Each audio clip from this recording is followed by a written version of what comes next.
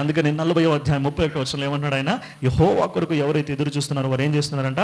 నూతనమైన బలాన్ని పొందుకుంటున్నారు. పక్షిరాజు వాళ్ళ రెక్కలు చాపి పైకి వాళ్ళు ఎగిరెదరు, అలయక పరిగెత్తెదరు, సొమ్మసిల్లక ఏం చేస్తారంట? నడిచిపోదురంట.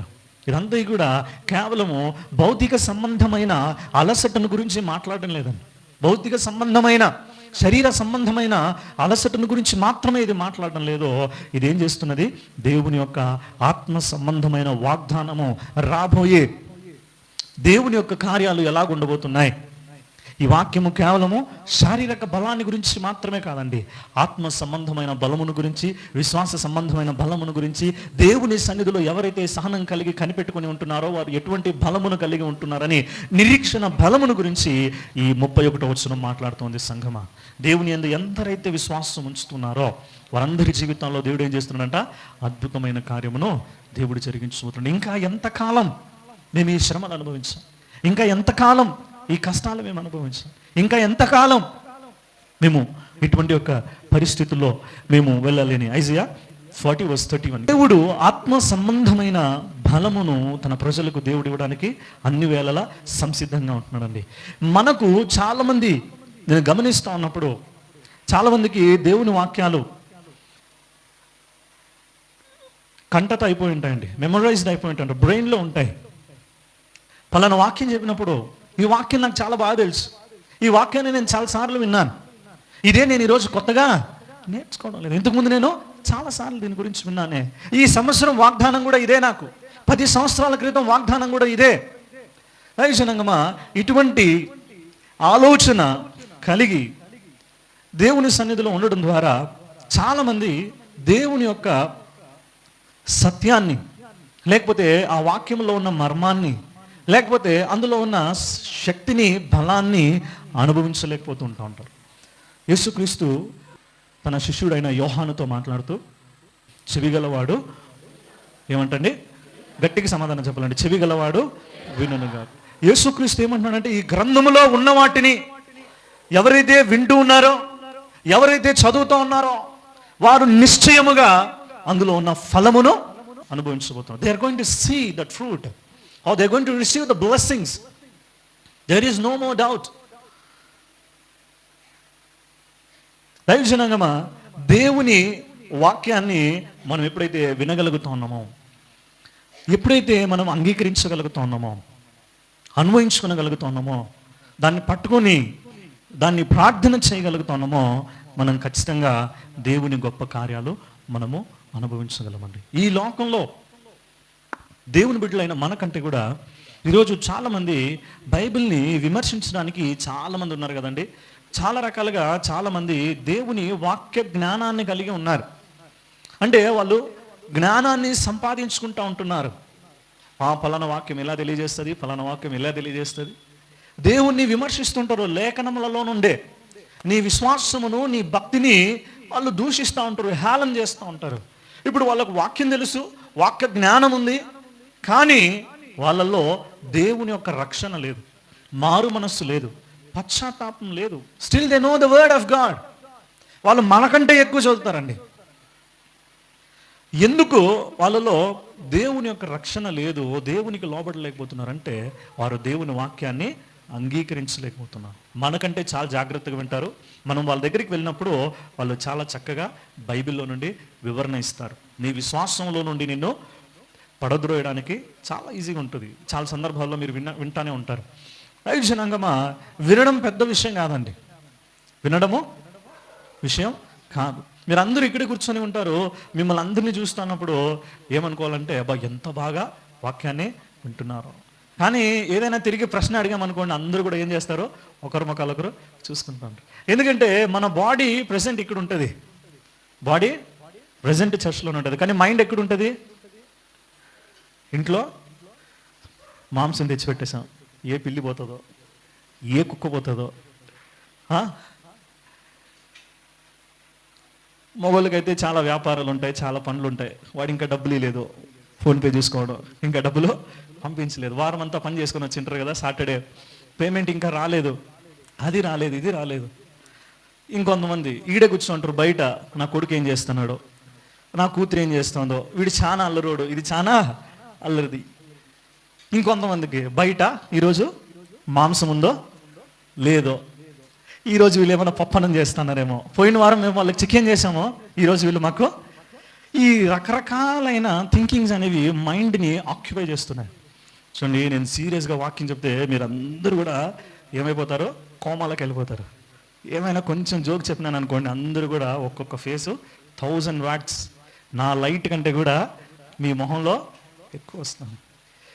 మనము దేవుని వాక్యం వింటున్నప్పుడు విన్నానులే, నాకు తెలుసులే, ఇది నేను పొద్దున కూడా చదివాను, నిన్న కూడా నేను చదివాను. But now God wants to speak to you something through this verse. ఈ వాక్యము ద్వారా నువ్వు పొద్దున చదివినా, ఇప్పుడు చదివినా, ఇంకొకసారి చదివినా, when you come to his presence, ఆయన సన్నిధికి వచ్చినప్పుడు దేవుడు ఆ వాక్యము ద్వారా నీతో మాట్లాడాలి. He wanted to do something to you, to your family, to your children, to your business, to your life, to your church, to your ministry.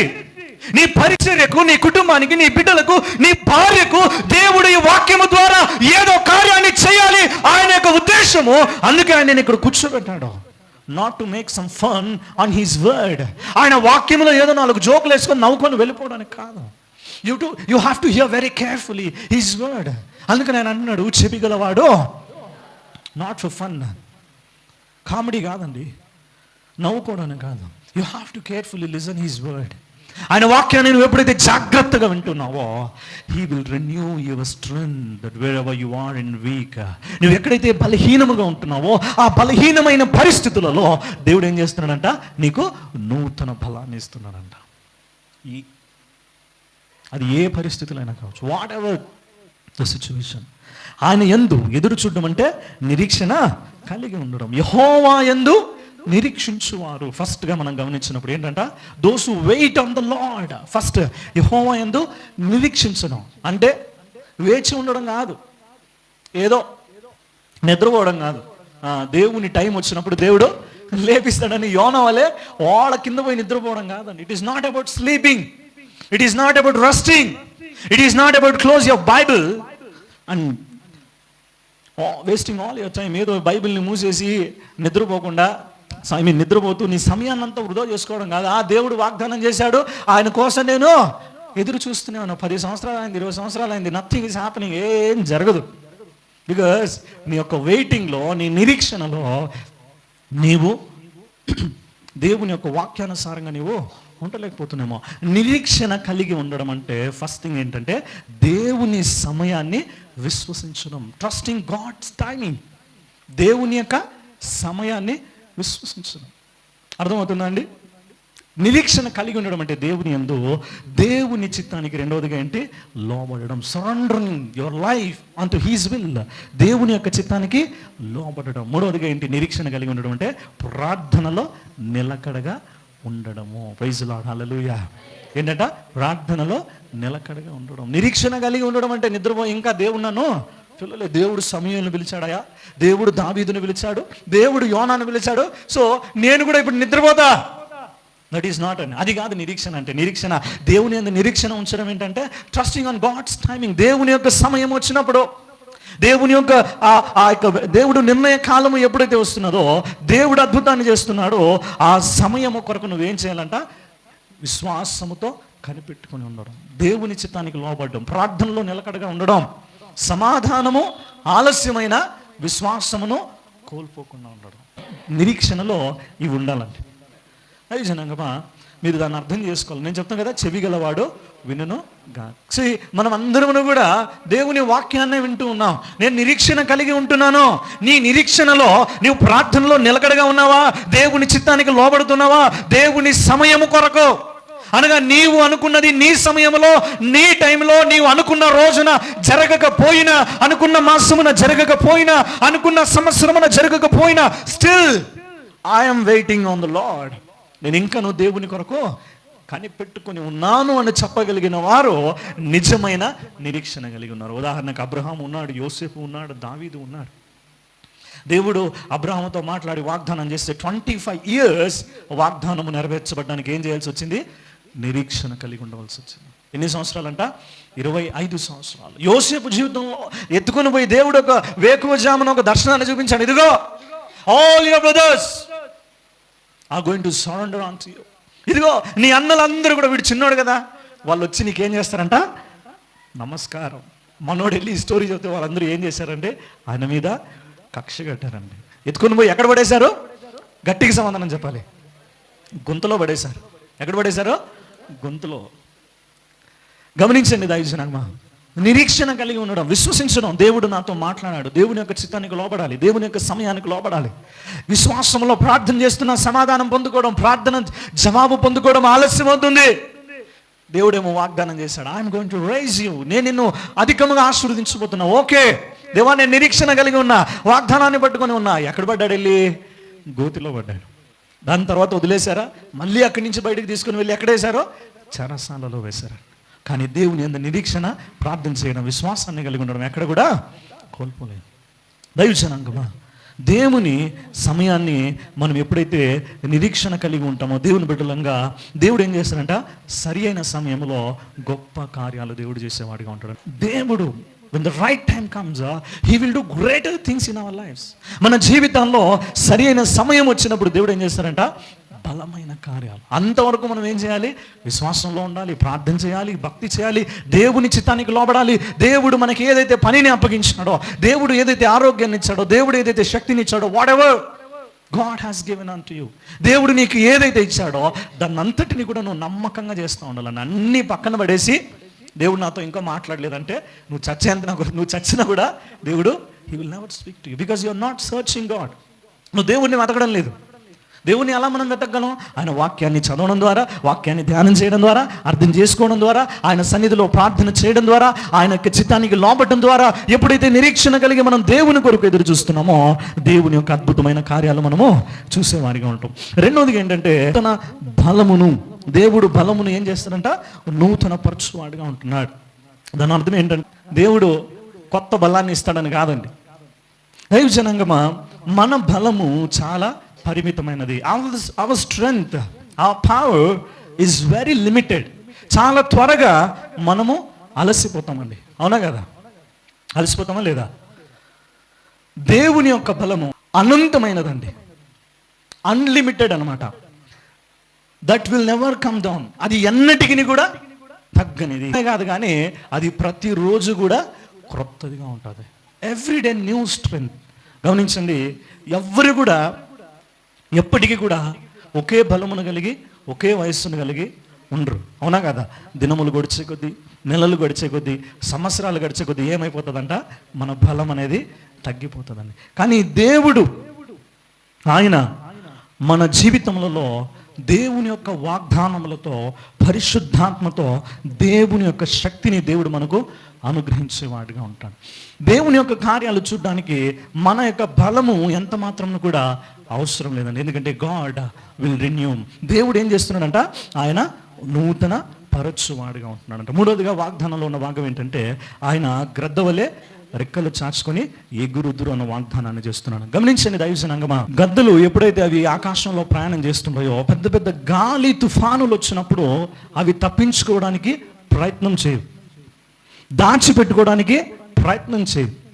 అవి ఏం చేస్తాయంటే, వాటిని గురించి మీరు చదువుతున్నప్పుడు, ఆ ఎంత తుఫాను ఎక్కువ ఉంటుందో, ఎంత గాలి ఎక్కువ ఉంటుందో, ఆ గాలిని ఉపయోగించుకొని అవి మరింత పైకి వెళ్ళేదిగా ఉంటున్నది అంటండి. ఏంటి తెలుసా, నీ జీవితంలో విశ్వాసిగా, నీ జీవితంలో ఎటువంటి కష్టాలు ఉన్నప్పటికీ కూడా, ఎటువంటి అనానుకూలమైన పరిస్థితులు ఉన్నప్పటికీ కూడా నీవు కింద పడిపోకూడదు. ఏం చేయాలంట, దేవుని యొక్క శక్తిని నువ్వు ఆధారం చేసుకుని రోజు రోజుకి పైకి ఎగిరేవారిగా. పరీక్షలు వచ్చినప్పటికీ కూడా దేవుని పిల్లలుగా మనము రూపాంతరము చెందేవారిగా ఉండాలండి. నూతనమైన అనుభవంలోనికి మనం నడిపించబడే వారిగా ఉండాలి.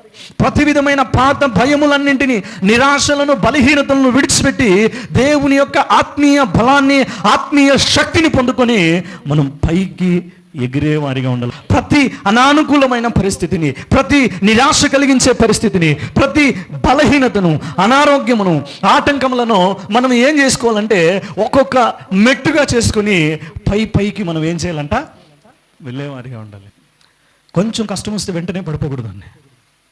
కొంచెం బలహీనత వస్తేనే, కొంచెం అనానుకూలమైన పరిస్థితులు వస్తేనే ప్రతి కష్టాన్ని కూడా, ప్రతి సమస్యను, ప్రతి వ్యాధిని, ప్రతి బాధను కూడా మనం ఒక స్టెప్ అనుకొని దాన్ని అట్లాగే పేర్చుకుంటూ దేవుని యొక్క ఆశీర్వాదములలోనికి దేవుడు ఏ రీతిగా అయితే వాగ్దానం చేసి ఉన్నాడో, వారు పక్షి రాజు వల్ల రెక్కలు చాపి పైకి ఎగిరిపోతారు అంటున్నాడో, దేవుని బిడ్డలంగా ప్రతి విధమైన అనానుకూలమైన పరిస్థితిని కూడా విశ్వాసముతో అనుకూలముగా మర్చుకుని దేవుని వాగ్దానాలు పట్టుకుని దేవుడు నీ కొరకు నిర్ణయించిన వాగ్దాన భూమిలోనికి ప్రవేశించే వారిగా ఉంటారు. 7 నెలలు కూడా ఎన్నో పరిస్థితులు నిన్ను వెనక్కి లాగేస్తా ఉన్నాయి.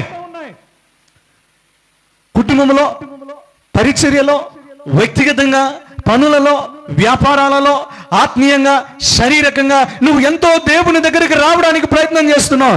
నిన్నెన్నో పుల్ బ్యాక్ చేస్తున్నాయి. But don't give up.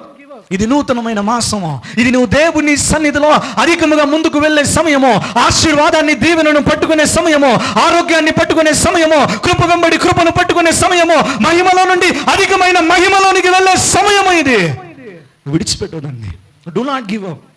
ఎంత నేను వెనక్కి లాగుతూ ఉన్నప్పటికీ కూడా గదులు ఏం చేస్తున్నాయంట, తుఫాను గాలులు ఎంత ఫాస్ట్గా కొడతా ఉంటే ఆ గాలిని ఆధారం చేసుకొని అంత పైకి వెళ్ళిపోతున్నదంటండి. దేవుని బిడ్డలంగా, దైవ జనాంగమా, ఎన్ని బలహీనతలు వచ్చినప్పటికీ కూడా, ఏదైనప్పటికీ కూడా నువ్వు విడిచిపెట్టకుండా దేవుడిచ్చే క్రొత్త ఆత్మీయ బలాన్ని పొందుకొని ఆ పక్షి రాజు వల్ల ఏం చేయాలంట, రెక్కలు చాపుకుంటూ విశ్వాసముతో, నమ్మకంతో, ప్రార్థనతో దేవుని యొక్క చిత్తంలో ఏం చేయాలంట, ముందుకు వెళ్ళేవారిగా ఉండాలి. పరిగెత్తినను వాళ్ళు ఏం చేస్తారంట, సొమ్మసిల్లరంట. ఏం చేస్తారంట వాళ్ళు, పరిగెత్తినను సొమ్మసిల్లరు. దైవజనంగా మా జీవితంలో అనేకమైన సమయాలు, అనేకమైన పరిస్థితులు, ఎన్నో సవాళ్ళు ఎదురవుతుంటాయి.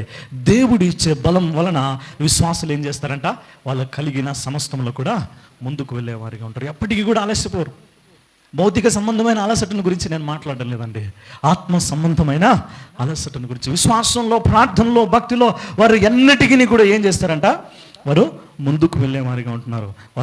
వారు నడిచినను వారు అలసిపోరు. దేవుడు ఏం చేస్తున్నాడంటే తన బిడ్డలకు దేవుడు ఆయన ఆరోగ్యాన్ని ఇచ్చేవాడిగా ఉంటున్నాడు, ఆయుష్నిచ్చేవాడిగా ఉంటున్నాడు, అనేకమైన అద్భుతములలోనికి దేవుడు నడిపించేవాడిగా ఉంటున్నాడు. వారు ప్రార్థన చేసినప్పుడు దేవుడు వారికి తోడుగా ఉంటున్నాడు. ప్రతి అడుగులో కూడా దేవుడు ఏం చేస్తున్నాడంటే వారికి తోడుగా ఉండి చివరి వరకు దేవుని కొరకు నిలబడే దేవుని యొక్క కృపను దేవుడు వారికి దయచేస్తున్నాడని మనం ఇంతకుముందు కూడా పాడుతున్నాం కదా. కృప వెంబడి కృపతో దేవుడు ఏం చేస్తున్నాడంట, నింపేవాడిగా ఉంటున్నాడు. మా నూతన బలం, దేవుడు అలసిన వారిని తిరిగి జీవింపజేస్తున్నాడు.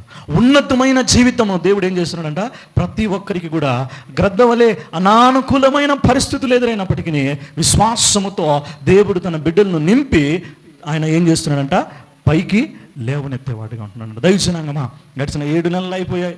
అనేక రకములైన నిరాశలోనే ఉన్నట్లయితే, అవిశ్వాసంతో ఉన్నట్లయితే, నీ ప్రార్థనలకు సమాధానము ఆలస్యం అవుతుంది అన్న ఆలోచనలో నీ ఉన్నట్లయితే, నీ కుటుంబంలో అనేకమైన అనానుకూలమైన పరిస్థితులతో నీ ఉన్నట్లయితే, ఈ వాక్యం నీతో చెప్తున్నది, దేవుని మీద నిరీక్షణ ఉంచండి. నీ పరిస్థితులు మారకముందే దేవుడు ఏం చేస్తారంట, మిమ్మల్ని మార్చివేవాడిగా ఉన్నాడు. ఆయన మీకు నూతనమైన బలమును ఇస్తున్నాడు. ప్రతి పరీక్షలను ఎదుర్కొనే శక్తిని ఇస్తున్నాడు. దేవుడు ఏం చేస్తున్నాడో ముందుకు నడిపించేవాడిగా ఉంటున్నాడు. దైవజనాంగమా, దేవుని కొరకు మనం ఎప్పుడైతే నిరీక్షణ కలిగి ఎదురు చూస్తున్నామో ఆ సమయము ఎప్పుడు కూడా వృధా కాదు. ఆ నిరీక్షణ మనం ఎప్పుడైతే నిరీక్షణ కలిగి ఉంటామో అది మనల్ని బలపరిచేదిగా ఉంటుంది, మన యొక్క జీవితాలను మార్చేదిగా ఉంటుంది, మనకు నూతనమైన బలములోనికి అది నడిపించేదిగా ఉంటుందండి దేవుని సన్నిధిలో. అందుకని నేను మొట్టమొదటిగా ఏం చెప్పాను, చెవిగలవాడో వినును గాక. దేవుని సన్నిధిలో నువ్వు ఎప్పుడైతే ఎదురు చూస్తూ ఉంటున్నావో అది ఎన్నడూ కూడా ఏం చేస్తుందంట, నిష్ప్రయోజనము కాదు. ఆయన సన్నిధిలో నువ్వు ఎప్పుడైతే గడుపుతూ ఉంటున్నావో అది ఎన్నటికి కూడా నిర్లక్ష్యముగా వెళ్ళదండి. దేవుడు ఆయన యొక్క బిడ్డలను నూతనమైన బలముతో నింపేవాడిగా ఉంటున్నాడు. వచ్చిన వారం మనం చూస్తాం కదా, దేవుడు ఏం చేశారంట, మారా అనుభవమును మధురంగా మార్చేసిన దేవుడు అంట. So God wants to change you all your bitterness. నీ యొక్క ప్రతి విధమైన చేదు అనుభవాలన్నింటినీ కూడా దేవుడు ఏం చేస్తున్నాడంట, ఆయన నూతనముగా మార్చివేస్తున్నాడంట. దైవజనంగా మన దేవుని యొక్క చిత్తానికి మనం ఎప్పుడైతే మనం లోబడుతూ ఉన్నామో దేవుడు నూతనమైన కార్యంలో జరిగించేవాడిగా, ప్రతి పరిస్థితుల్లో కూడా దేవుడు ఏం చేస్తున్నాడంట, మనకు తోడుగా ఉంది. నూతనమైన బలాన్ని, నూతనమైన శక్తిని దేవుడు తన బిడ్డలకు ఇవ్వాలన్నది దేవుని యొక్క ఉద్దేశం. మనం ఇంతకుముందే ఆరాధనలో కూడా మనం పాడామండి, సారెపైనున్న నీ పాత్రగనను చేచారి పోనీయక, శోధనలెన్నో ఎదిరించినను నన్ను సోలిపోను, ఉన్నావులే ప్రతి క్షణమున, కలిసి ఉన్నావులే ప్రత్యాడు. గడిచిన 7 మాసాలు తోడుగా ఉన్న దేవుడు ఈ నూతన మాసంలో కూడా మీతో ఉంటున్నాడు, తోడుగా ఉంటున్నాడు, మీతో కలిసి అడుగు వేస్తున్నాడు. నువ్వు ఎటువంటి పరిస్థితుల్లో ఉన్నా కూడా దేవుడు ఏం చేస్తున్నాడంట, ఆయన నిన్ను విడిచిపెట్టిన దేవుడు అని, ఆయన నిన్నటిని కూడా విడిచిపెట్టిన దేవుడు, ఆయన అద్భుతం చేసే దేవుడు. నీ జీవితంలో ఆయన వాక్యం కొరకు తృష్ణను కలిగి ఉన్నావు. నీ జీవితంలో దేవుని వాక్యం కొరకు నువ్వు ఎప్పుడైతే ఆశ కలిగి ఉంటున్నావో, దేవుడు ఏమంటున్నాడు, ఆశ కలిగిన ప్రాణాన్ని నేను తృప్తిపరుస్తాను. నీకు ఆశ లేకుండా, నీలో ఆ తృష్ణ లేకుండా, ఆ యొక్క ఆతృత లేకుండా దేవుడు ఏం చేయలేడని. If you do not have that passion for his word, దేవుని కొరకు అటువంటి ఒక తృష్ణ నీలో ఎప్పుడైతే చచ్చిపోతుందో, దేవుడు ఆ ప్రకటన గ్రంథంలో కూడా అంటున్నాడు కదండి, నువ్వు మొదటి ప్రేమను కోల్పోయాడు. ఒక్కొక్క సంఘానికి దేవుడు ఒక్కొక్క హెచ్చరికను చేస్తున్నాడు. నీవేం చేస్తు ఒక సంఘానికి దేవుడు ఏమంటున్నాడంటే, నీవు మొదటి ప్రేమను కోల్పోయి. ఇంకొక సంఘంతో అంటున్నాడు, నీవు వెచ్చగానైనాను చల్లగానైనాను లేవు, యూఆర్ నాట్, నువ్వు ఈ లోకములోనూ లేవు, నీవు క్రీస్తు. ఒకసారి మందిరానికి వస్తావు, ఇంకొకసారి లోకానికి వెళ్తావు. దైవజనంగమా, దేవుని కొరకు ఆయన సన్నిధిలో నువ్వు ఏదైతే ఎదురు చూస్తున్నావో ఆ సమయం ఎన్నటికీ కూడా వృధాగా పోదు. తగిన సమయం వచ్చినప్పుడు దేవుడు నూతనమైన బలముతో, నూతనమైన కార్యములతో మిమ్మలను, మీ కుటుంబాలను, మన సంఘాన్ని, మన పరిచర్యలను దేవుడు నింపి నడిపించువాడిగా ఉంటున్నాడు. విశ్వాసముతో మనం చెప్పగలగాలి, దేవా ఎన్ని ఆటంకాలు వచ్చినా, ఎటువంటి కఠినమైన పరిస్థితులు వచ్చినా, ఇదిగో దేవా నీవు మాతో ఉన్నావు, నీవు మాలో ఉన్నావు, మేము ముందుకు నడవడానికి కృప చూపించని మనం ప్రార్థన చేయాలి. కళ్ళు మూసుకొని మనం ప్రార్థన చేద్దాం. ఈ సమయంలో ప్రతి ఒక్కరు కూడా దేవుని యొక్క వాగ్దానం జ్ఞాపకం చేసుకునండి.